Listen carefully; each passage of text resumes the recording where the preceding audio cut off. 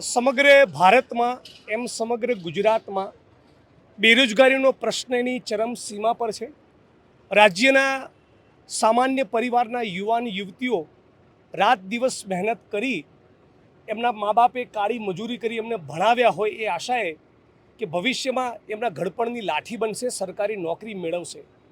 પણ આ રાજ્યની સરકારમાં ખાલી પડેલા સરકારી પદોમાં તો ભરતી થતી નથી, પણ ટેટ ટાટના યુવાનો યુવતીઓ જે લાંબા વખતથી માનનીય શિક્ષણ મંત્રી, મુખ્યમંત્રી, સચિવશ્રી સમક્ષ સતત રજૂઆતો કરી રહ્યા છે કે આજે આપણા ગુજરાતમાં જ્યારે 70,000થી વધારે જેટલા શિક્ષકોની ઘટ છે, ગુજરાતની વર્તમાન પેઢીનું ભવિષ્ય જોખમમાં મુકાયેલું છે, ત્યારે એટલીસ્ટ આ 90,000 જેટલા ટેટ ટાટના યુવાન યુવતીઓ જે પરીક્ષાઓ પાસ કરી, એટલીસ્ટ એમને તો તમે કાયમી નોકરી આપો।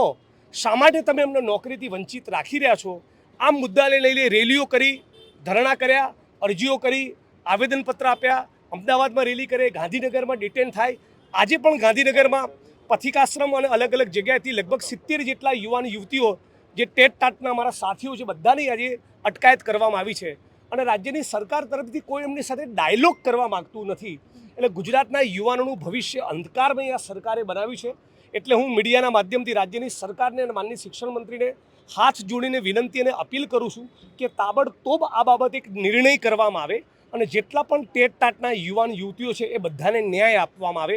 આ દિશામાં રાજ્યની સરકાર યોગ્ય નહીં કરે તો આવનારા દિવસોમાં અમદાવાદ શહેરમાં એક જબરદસ્ત મોટી એક આક્રોશ રેલીનું અમે પ્લાનિંગ કરીશું અને એ વખતે રાજ્યની સરકાર એ વધારે મુશ્કેલીમાં મુકાશે। ખૂબ મોટી સંખ્યામાં યુવાન મિત્રો એ વખતે આવશે। એટલે રાજ્યની સરકારને ફરી વિનંતી, આ ટેટ ટાટના યુવાન મિત્રો એમની ન્યાયી અને વાજબી માગણી લઈને નીકળ્યા છે, તાબડતોબ આ સરકારે ગંભીરતાપૂર્વક વિચાર કરી એમને ન્યાય આપવો જોઈએ।